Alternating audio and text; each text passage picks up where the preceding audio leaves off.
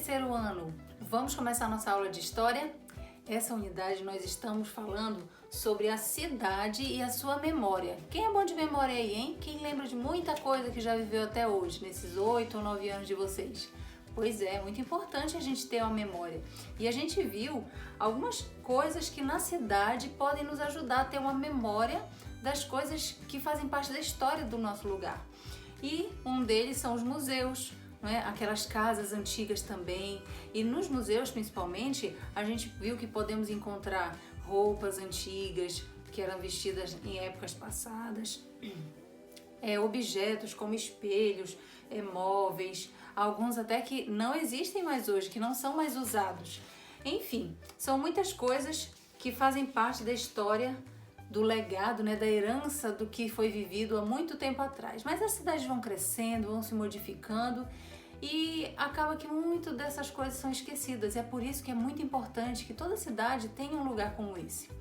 Hoje nós vamos falar sobre os arquivos. Arquivos, mas o que é isso? Documentos de outras épocas. Quando eu falo assim, quando você ouve alguém dizer vamos arquivar esse caso, quer dizer que vamos guardar e esquecer lá no passado.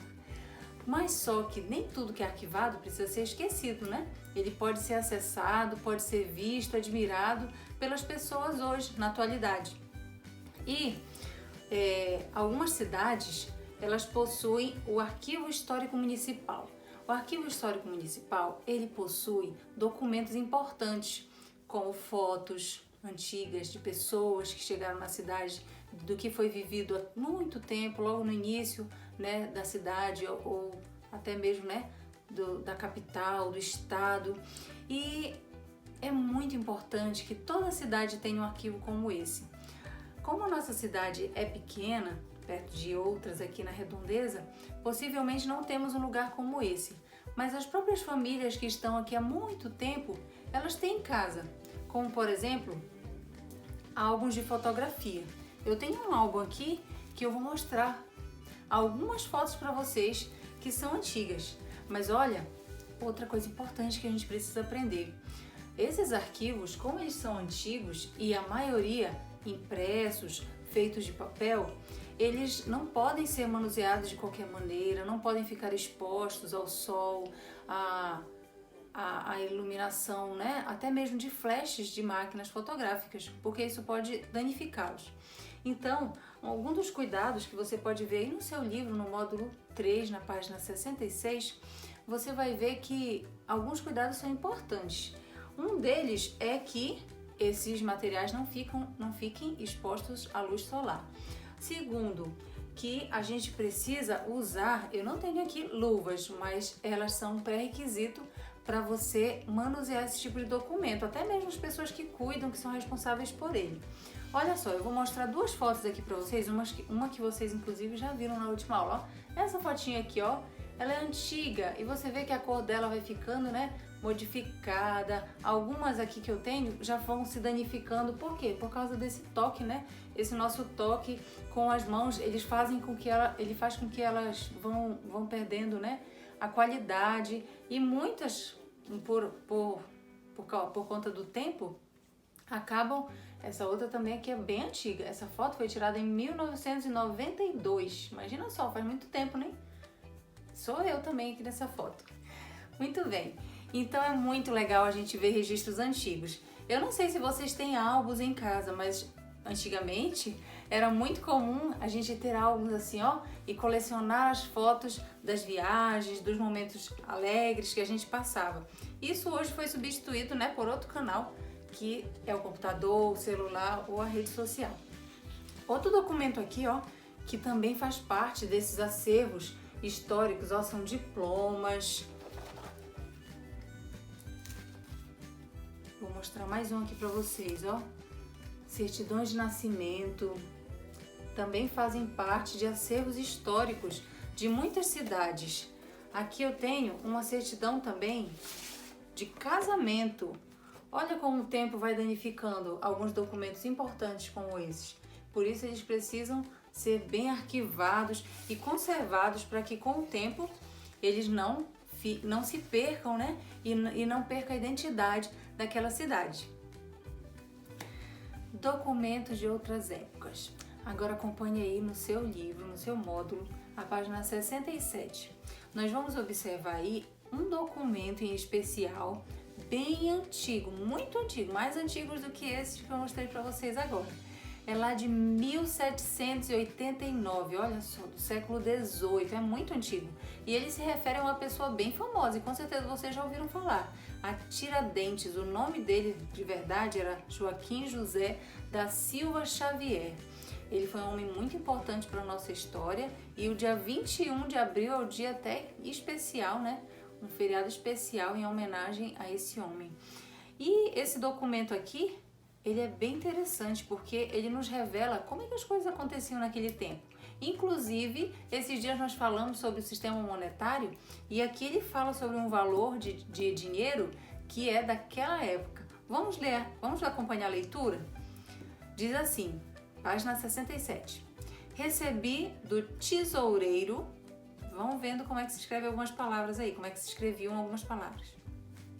Recebi do tesoureiro da Real Fazenda, o senhor J.M. Teotônio Maurício de Miranda Ribeiro, 72.000 réis, importância dos meus soldos vencidos no quarto trimestre do ano de 1788, dos meses de outubro, novembro e dezembro, cujos venci como alferes, que sou da tropa paga do que é coronel ilustríssimo e excelentíssimo senhor Visconde de Barbacena, e por ter recebido, passo este somente por mim assignado, Vila Rica, 4 de março de 1789.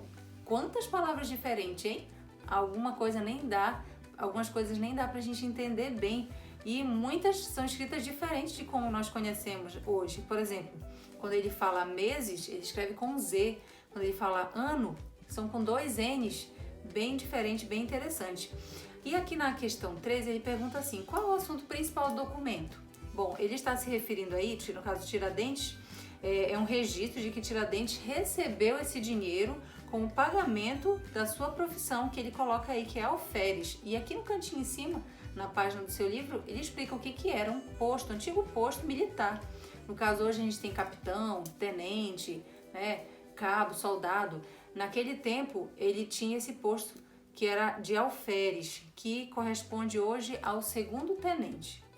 Essa era a patente dele, né? Então ele recebeu esse salário referente a isso. E a quarta questão pergunta, o que você notou de diferente nos dias de hoje? Bom, tem muita coisa diferente, né? Uma delas é a forma de expressar a escrita, o valor do dinheiro. Hoje nós temos o real aqui no Brasil, e naquele tempo era chamado de réis, 72.000 réis, ele escreve aí. E além, claro, das palavras diferentes, né, com um significado que nós não usamos hoje, e escritas também de uma forma diferente, como ano, meses, tesoureiro, né, que nós escrevemos hoje de uma maneira, naquela época era bem diferente. Esse documento é considerado histórico. Por quê? Acompanhe comigo essa leitura aí na página 67. Porque nos mostra como as pessoas escreviam, a quantidade de dinheiro que os alferes recebiam, qual era o nome dado ao dinheiro naquela época, entre outras coisas. Ou seja, outras coisas. Era muito importante fazer esse estudo porque a gente acaba tendo esse conhecimento histórico e vendo como as coisas mudaram conforme o tempo foi passando. Lá na página 68 tem uma informação muito importante no Você Sabia. Acompanha comigo também. Você observou que na cartinha, né, a cartinha que nós lemos é a que está transcrita ao lado. A que está amarelinha do outro lado, aí na página 67, a gente não consegue ler. Por quê? Porque ela é escrita com uma caligrafia diferente do que nós usamos hoje também, comumente, né?